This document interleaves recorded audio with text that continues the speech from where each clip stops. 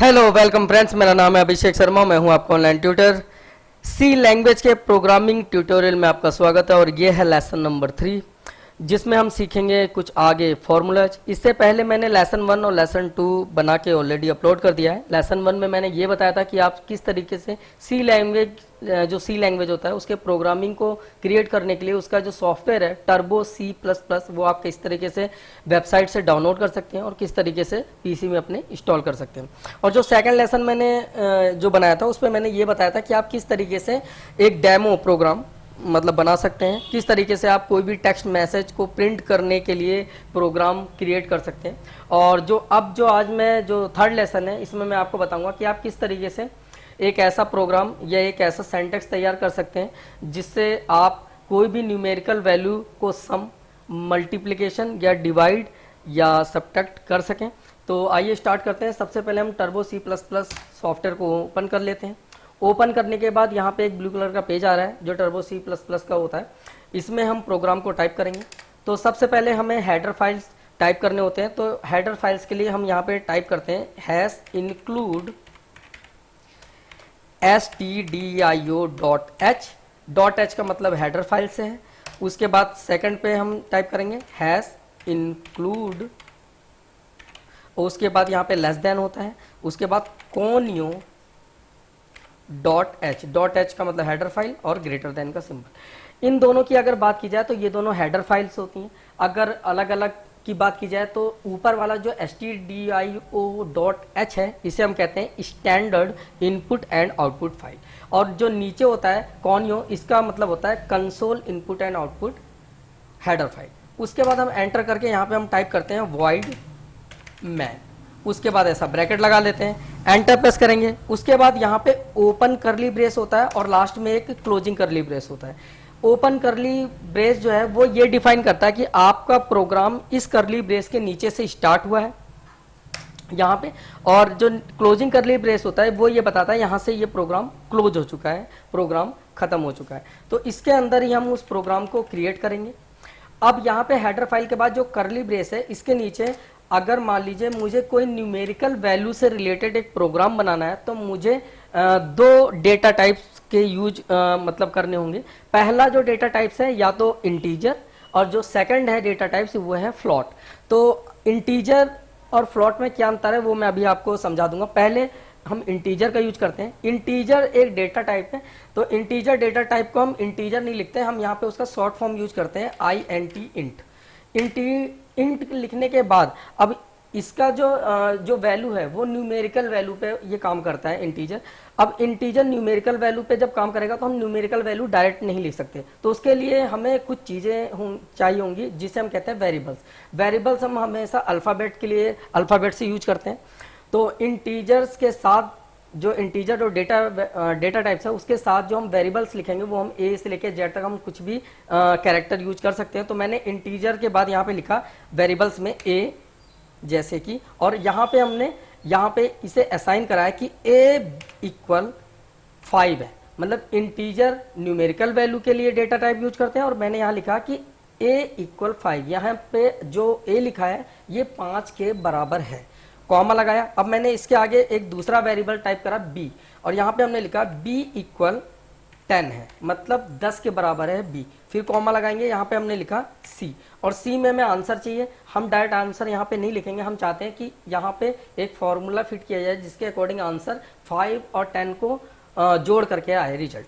तो यहाँ पे हमने सेमीकोलन लगा दिया और एंटर प्रेस कर दिया। अब हमें ये जो वैल्यू हमने या तो जो ये सेंटेक्स है, ये जो सेंटेक्स बनाया है या ये जो कंटेंट लिखा है इसका हमें आंसर प्रिंट कराना है। तो इसके नीचे हम पहले तो हम डालेंगे CLRSCR। ये हम क्यों यूज करते हैं, ये हम क्लियर स्क्रीन के लिए यूज करते हैं। जो हमारा रिजल्ट है वो एकदम क्लियर स्क्रीन होके जो नया रिजल्ट जो भी हम जितनी बार देखें उतनी बार वो क्लीन स्क्रीन होके हमारा रिजल्ट ही रिजल्ट शो करे, इसलिए हम इसे लगाते हैं। उसके बाद यहाँ पे हम एक जो फॉर्मूला है वो हम फिट करेंगे। यहाँ पे हम लिखेंगे कि इक्वल जो C है ये बराबर है किसके, A + B के, यानी कि जो C का रिजल्ट आएगा वो A + B के बराबर होगा। तो कॉमा लगा दिया। ये हमने यहाँ पे एक फॉर्मूला सेट करा, और यहाँ पे हम फॉर्मूले का जो डेटा है जो ये हमने ऊपर फॉर्मूला लिखा है, इसका जो डेटा है वो प्रिंट करने के लिए हम प्रिंट एफ का यूज करते हैं। प्रिंट एफ का मतलब है प्रिंट फंक्शन। अब प्रिंट फंक्शन में हम यहाँ पे ब्रैकेट लगाने के बाद डबल कोटेशन मार्क लगाएंगे, उसके बाद हम यहाँ पे लिखेंगे सपोज जो मैसेज हम प्रिंट करना चाहते हैं, योर वैल्यू टोटल इज, और उसके बाद हम ऐसा कॉलन, ऐसा हाइपन, और उसके बाद हम यहाँ पे परसेंटेज में डी लिखेंगे। जब जो इंटीजर है, इंटीजर के साथ हमेशा परसेंटेज में डी आता है। इंटीजर के साथ हमेशा परसेंटेज में डी आता है। अच्छा, प्रिंट एफ जो होता है वो मैसेज प्रिंट करने के लिए होता है, प्रिंट फंक्शन होता है। उसके बाद परसेंटेज में डी लगाने के बाद हम डबल कोटेशन मार्क लगाएंगे यहाँ पे, और उसके बाद हम यहाँ पे लगाएंगे कॉमा। और हम चाहते हैं जो सी वाला वैल्यू है वो यहाँ प्रिंट होना चाहिए प्रिंट एफ में, तो हम यहाँ पे लिख देंगे सी। उसके बाद हम क्या करेंगे, सी लिखने के बाद ब्रैकेट लगाएंगे और सेमीकोलन लगा देंगे। अब हम चेक करेंगे कि हमारा जो फॉर्मूला है वो सही है या गलत। तो एल्ट F9 से हम चेक करेंगे तो सक्सेस हो गया। अब सक्सेस होने के बाद अब हम यहाँ पे अगर कंट्रोल F9 दबाते हैं तो रिजल्ट आना चाहिए, लेकिन हमने यहाँ पे अभी एक चीज़ नहीं लिखी, उसे हम कहते हैं गेट्स। तो हम कंट्रोल F9 अगर दबाते हैं तो रिजल्ट चला, लेकिन वो दिखाई नहीं दिया। दिखाई क्यों नहीं दिया? क्योंकि हमें कभी भी प्रोग्राम रन कराने के बाद हम चाहते हैं कि आंसर तब तक रुका रहे जब तक हम एंटर प्रेस ना करें। तो हम यहाँ पे गेट्स लिखेंगे, GETCH गेट्स, और उसके बाद हम ब्रैकेट लगाएंगे, सेमीकोलन लगा देंगे। अगर हम प्रोग्राम चेक करना चाहते हैं या कंपाइल करना चाहते हैं तो देखिए कंपाइल करने के लिए एल्ट F9 यहाँ पे लिखा हुआ, और रन कराने के लिए कंट्रोल F9 होता है। तो एल्ट F9 दबा के देखते हैं सक्सेस। और अब जो हमारा रिजल्ट है वो आंसर वो आना चाहिए 5 और 10 को प्लस करके सी में आंसर आना चाहिए 15। तो हम कंट्रोल F9 अगर दबाते हैं तो हमारा रिजल्ट आ गया, योर वैल्यू टोटल इज 15। आ गया ना। अगर हम अब जब तक हम एंटर प्रेस नहीं करेंगे ये वापस नहीं जाएगा। तो हमने एंटर प्रेस किया और देखिए स्क्रीन आ गया। स्क्रीन आने के बाद अगर मान लीजिए मुझे दोबारा कोई दूसरी वैल्यू को देखना है जोड़ करके, तो हम यहाँ पे क्या करेंगे, यहाँ पे 5 जो लिखा हुआ है इस जगह हम यहाँ पे इसे हटाते हैं और यहाँ पे मैंने लिख दिया 20। सॉरी, ऊपर जाते हैं, कीबोर्ड थोड़ा सा गड़बड़, ये 20 लिखने के बाद अब अगर मैं एल्ट F9 दबाता हूँ, कंपाइल करता हूँ, सॉरी एरर आ गया, कुछ गड़बड़ हो गया है। हाँ, यहाँ पे दोबारा टाइप करना पड़ेगा, B = 10, सॉरी 10।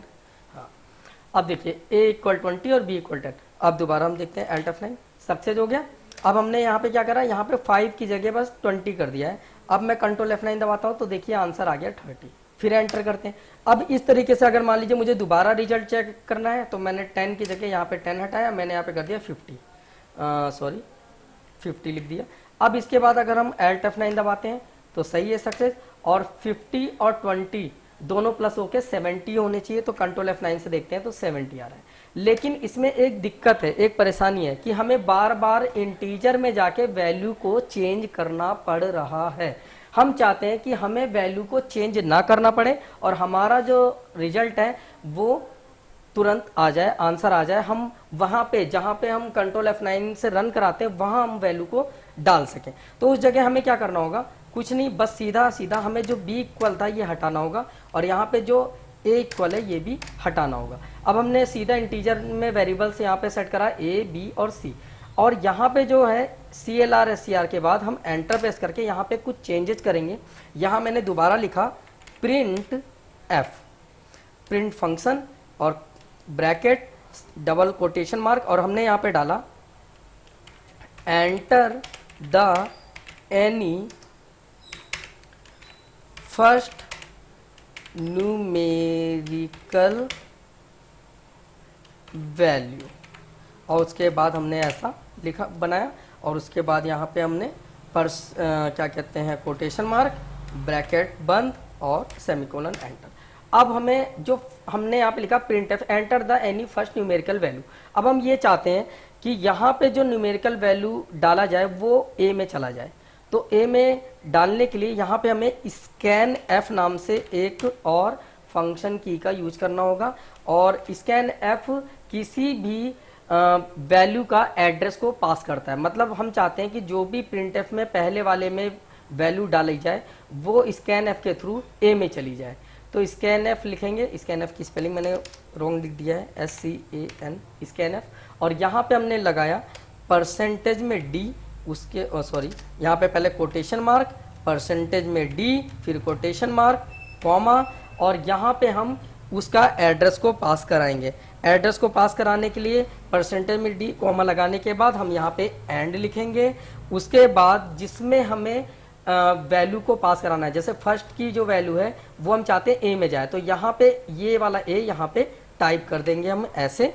उसके बाद ब्रैकेट को बंद करके सेमीकोलन लगा देंगे। सेम थिंग एकदम ऐसा ही हम नीचे भी प्रिंट करेंगे, प्रिंट एफ, प्रिंट फंक्शन, उसके बाद कोटेशन मार्क, मैंने यहाँ पे लिखा enter the any second numerical value, और उसके बाद ऐसा फॉर्मेट लगा के कोटेशन मार्क और ब्रैकेट सेमीकोलन। अब इसके भी एड्रेस को हमें पास कराना होगा, तो यहाँ पे मैंने स्कैन एफ लिख दिया, ब्रैकेट लगाया, उसके बाद हम यहाँ पे परसेंटेज में डी कॉलन सेमी वो डबल कोटेशन मार्क लगाएंगे, परसेंटेज में डी, उसके बाद दोबारा कोटेशन मार्क, कॉमा, उसके बाद एंड बी। एंड का मतलब और होता है, तो एंड बी, तो यहाँ पे हमने बी में ये वैल्यू डाल दिया। अब इसका मतलब क्या है, जो फर्स्ट वाला न्यूमेरिकल वैल्यू है उसका जो एड्रेस है वो ए है, जो सेकंड वाला न्यूमेरिकल वैल्यू है उसका एड्रेस बी है। जो हम पहले में वैल्यू डालेंगे वो ए में चली जाएगी, जो दूसरे में वैल्यू डालेंगे वो बी में चली जाएगी, और आंसर हमें मिलेगा सी में। अब हम दोबारा Alt F9 दबा के चेक करते हैं, देखिए सक्सेस हो गया है।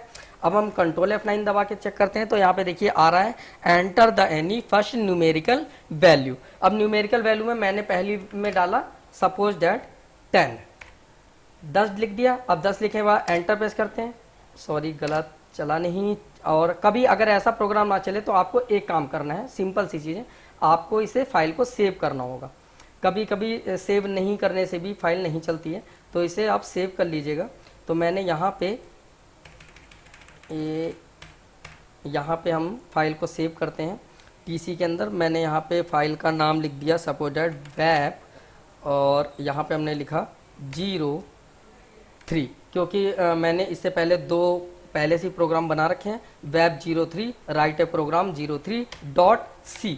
सी लैंग्वेज की फाइल के लिए .c लगा दीजिए और C++ के लिए CPP लगा दीजिए और एंटर कर दीजिए। अब देखिए मैंने कोई चेंजेस नहीं करे, बस फाइल को सेव किया है, और अब आप देखेंगे तो सक्सेस हो जाएगा, और अब आप देखेंगे तो रन भी हो जाएगा सही। क्योंकि कभी कभी क्या होता है कि अगर आप प्रोग्राम को सेव नहीं करते हैं और 2-3 बार उस प्रोग्राम में चेंजेस करते हैं तो वो रन करने में दिक्कत करता है। जैसे मैं इसमें डाला 10, एंटर करा, देखो सेकंड वैल्यू भी आ गया, यहाँ पे डाल दिया 20, और अब एंटर करेंगे तो 30 आ जाएगा हमारा आंसर। अब इसी तरह से मैं एंटर करता हूँ, बाहर आ गए। अब मैं दोबारा Ctrl F9 दबाता हूँ। मैंने यहाँ पे सपोर्टेड फर्स्ट वैल्यू हमने लिख दिया है 10 या तो 10.50, 10 रुपये 50 पैसे, ये हमने लिख दिया। और यहाँ पे फिर देखिए आंसर गलत हो गया। फिर हम लिखते हैं दोबारा Ctrl F9, हमने यहाँ पे लिख दिया 10 और एंटर, और यहाँ पे हमने लिख दिया 20.50। अब एंटर करते हैं तो देखिए आंसर 30 आया। पहली बार में जब मैंने डेसिमल लगाया था तो आंसर ही नहीं आया, और जब सेकंड टाइम पे डेसिमल लगाया तो आंसर 30 आया, जबकि यहाँ पे 30.50 आना चाहिए था। क्यों आ रहा है? क्योंकि इंटीजर हमेशा विदाउट डेसिमल की वैल्यू को कैलकुलेट करता है या शो करता है। समझ में आया? इंटीजर हमेशा विदाउट डेसिमल की वैल्यू को शो करता है, मतलब पॉइंट्स के बाद की वैल्यू को कभी भी ना कैलकुलेट करेगा और ना ही शो करेगा। प्रोग्राम कभी कभी रन भी करने में दिक्कत करता है। दोबारा एक बार ट्राई और करते हैं। Ctrl F9, पहली वैल्यू मैंने डाल दिया सपोज दैट 15, और जो मैंने सेकंड वैल्यू डाल दिया वो डाल दिया 25.10। अब यहाँ पे क्या आंसर आना चाहिए देखते हैं। यहाँ देखिए 40 आ गया, लेकिन 0.10 नहीं आया, मतलब 40.10 नहीं आया है, और इसके कारण हम फ्लोट फॉर्मूले का यूज करते हैं। लेकिन फ्लोट फॉर्मूले के यूज करने से पहले मैं इसी में थोड़ा सा चेंजेस करता हूं।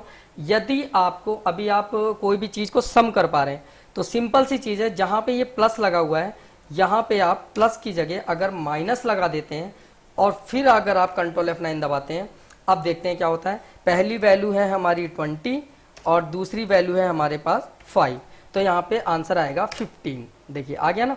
और इसी तरीके से अगर मैं कंट्रोल F9 दबाता हूँ, मैंने यहाँ पे डाला, पहली वैल्यू है हमारे पास सपोज डैट 30, और जो सेकंड वैल्यू है वो है हमारे पास सपोज डैट 45। तो आंसर हमारा देखिए माइनस में 15 आ गया। क्लियर। तो इस तरीके से ये रिजल्ट दिखाता है। एक बार दोबारा ट्राई करते हैं। पहली वैल्यू है हमारे पास 5 और दूसरी वैल्यू है हमारे पास 15, तो हमारे पास आ गया माइनस में 10। तो इसका मतलब ये हमारा रिजल्ट सही आ रहा है। अगर मैं माइनस की जगह यहाँ पे डिवाइडेशन लगा देता हूँ, फिर हम इसे रन कराते हैं दोबारा, क्योंकि मैंने आपको बताया था कि सम, मल्टीप्लिकेशन, सब्ट्रैक्शन और डिवाइडेशन मैंने सभी बताऊंगा इसमें।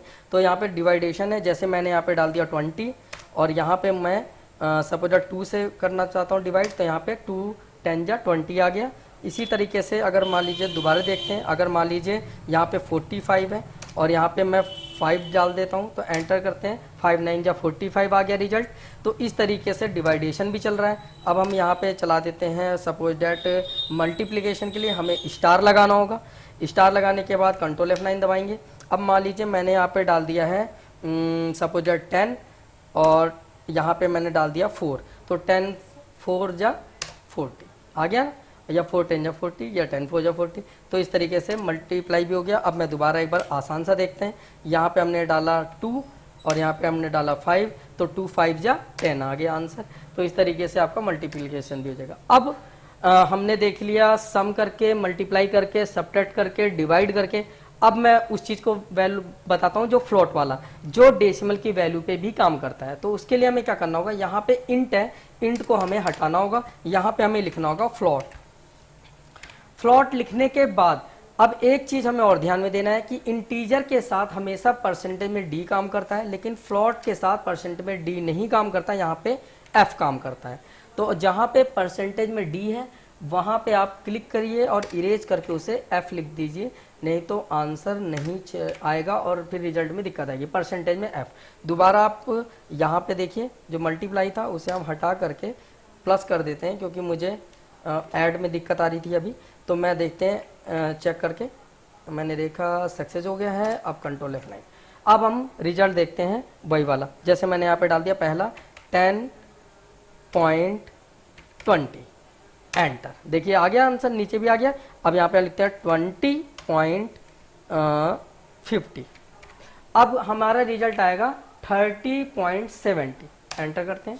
ये देखिए 30.70, और लेकिन यहाँ पे 000 आ रहा है, तो इसे भी हम कम या ज़्यादा कर सकते हैं, लेकिन मैं इसे आपको नेक्स्ट वीडियो में बताऊंगा। फिलहाल जैसे कैलकुलेटर में आता है ना रिजल्ट, या एक्सेल में आता है, उसी तरीके से ये टोटल दिखा दिया है, लेकिन हम इसे भी कम कर सकते हैं चाहे तो, वो मैं आपको नेक्स्ट वीडियो में बताऊंगा फिर, क्योंकि वीडियो काफ़ी लार्ज हो रही है। तो इस तरीके से आप एक तरह से क्या कहते हैं, फ्लोट की वैल्यू को भी काउंट कर सकते हैं। एक बार दोबारा ट्राई करते हैं। जैसे मैंने यहाँ पे सपोज डैट लिखा है, पहली वैल्यू है 55 और दूसरी वैल्यू है 10 और यहाँ पे हमने लिख दिया 5 और एंटर करते हैं। तो देखिए 65 आ गया, 55 और 10, और ये जो 5 आ गया है वो देखिए 5 के साथ जब जो 0 आ रहे हैं उन्हें हम कम कर सकते हैं चाहे तो।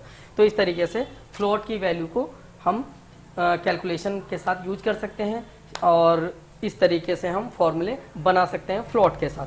तो आज मैंने आपको सम, मल्टीप्लाई, डिवाइड और सब्ट्रैक्ट बताया है, और इंटीजर और फ्लोट का यूज बताया है कि किस तरीके से आप प्रोग्राम में यूज कर सकते हैं। उम्मीद करता हूँ आपको पसंद आया होगा, और वीडियो को लाइक करना ना भूलें, अपने फ्रेंड्स के साथ शेयर करना ना भूलें। और हाँ, अगर मान लीजिए अगर अभी तक आपने मेरे पेज को सब्सक्राइब नहीं कर रखा है तो प्लीज़ पेज को सब्सक्राइब कर लीजिएगा। बाकी आपसे मिलते हैं न्यू वीडियो के साथ, तब तक के लिए बाय बाय, टेक केयर।